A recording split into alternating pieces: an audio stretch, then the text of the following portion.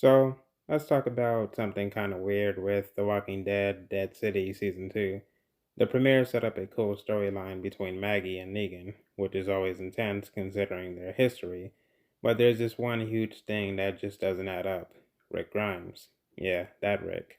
Now that he's officially back, thanks to the ones who live, you'd think his return would change the game for everyone, right?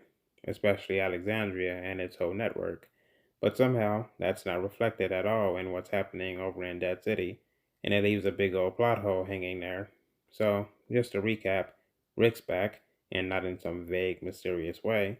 He literally flew home on a Civic Republic military helicopter and seemed to squash whatever beef he had with them. That should mean Alexandria is more connected and powerful than ever. Add in their ties to the Commonwealth and the BRICS, and you've got what should be a straight up powerhouse alliance. Like, who would mess with that trio? They've been through hell and back and survived some of the craziest villains in the entire franchise. But then, Dead City goes and tells us that the BRICS, Maggie's group, basically got cornered and bullied into joining this shady new group called New Babylon, and it all happened because they lost their trade partners and got isolated. That's a pretty wild shift, especially when Alexandria and the Commonwealth are supposedly thriving and closely connected. You're telling me nobody noticed or cared that Maggie's crew was getting steamrolled? Come on. Sure, the breaks might be a little out of the way, but still, they're not on another planet.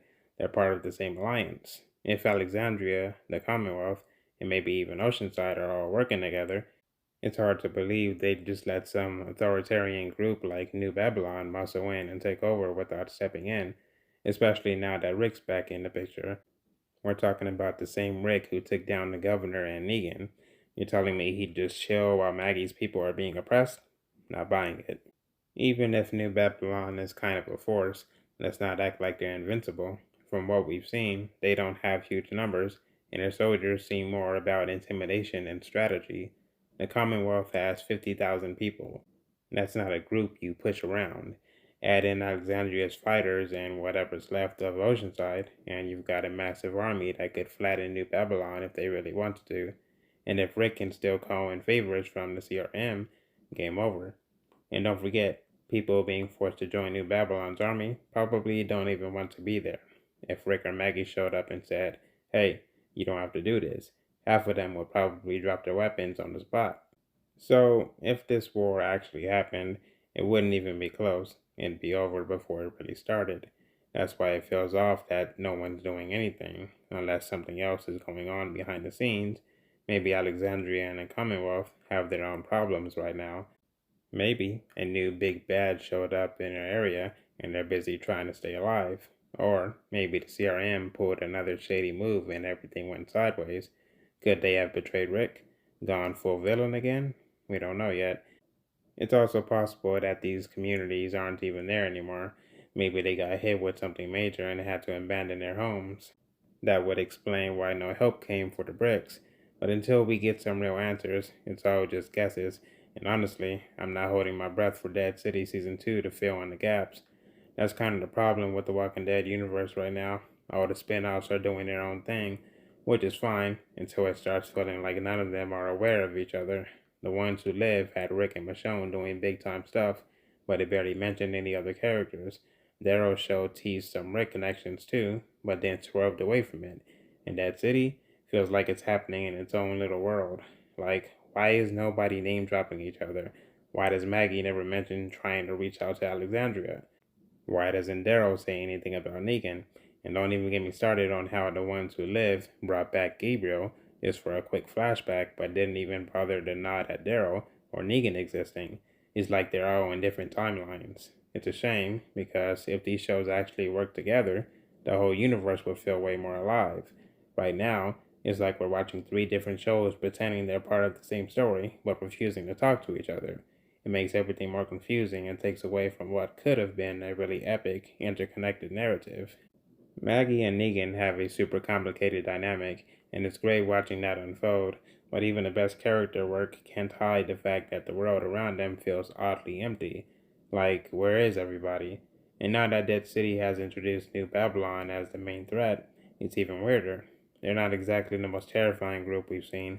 Compared to the saviors or the CRM, they're kind of mid tier at best. So the idea that they managed to isolate and control the bricks without any retaliation or help from the big leagues like the Commonwealth or Rick, it just doesn't line up with what we know about this universe.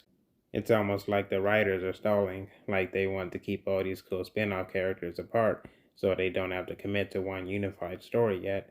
But the longer they do that, the more cracks start to show, plot holes, inconsistencies, and the growing sense that these stories aren't really part of one world anymore, even if the names and places are the same.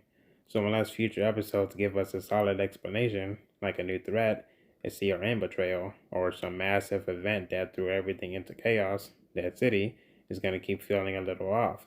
The bricks getting steamrolled by New Babylon shouldn't have happened in a world where Rick, Maggie, and their allies are still out there, not unless something seriously big is keeping them apart. What really makes this whole thing even more confusing is how much effort the main show put into building those alliances.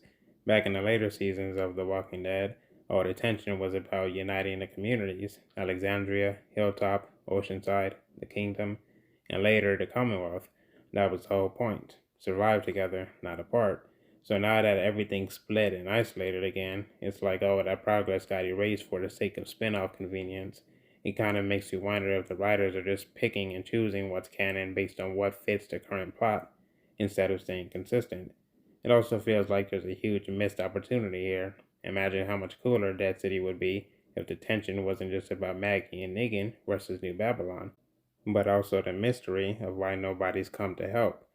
They could have added layers. Maggie wondering if Alexandria even exists anymore, Negan questioning if Rick's still alive, or the two of them maybe trying to find a way to get word out. That kind of story would raise the stakes and make everything feel way more connected to the larger universe instead of just a small, sealed off side quest. But hey, maybe that's coming later in the season. Maybe the back half of Dead City Season 2 will finally start dropping clues about what's going on with the rest of the world. If not, though, it's hard not to feel like the franchise is drifting further away from what made The Walking Dead special in the first place. One giant, messy, dangerous world where all these characters' choices had weight. Right now, it just feels like everyone's living in their own little bubbles, and it's kind of killing the magic. And that's the real issue. Without that sense of connection between the spin offs, it's hard to feel like any of these stories really matter in the grand scheme of things. You've got major characters like Maggie, Negan, Daryl, and Rick all doing their own thing, but no one's crossing paths, no one's checking in, and no one's reacting to anything outside their own little story bubble.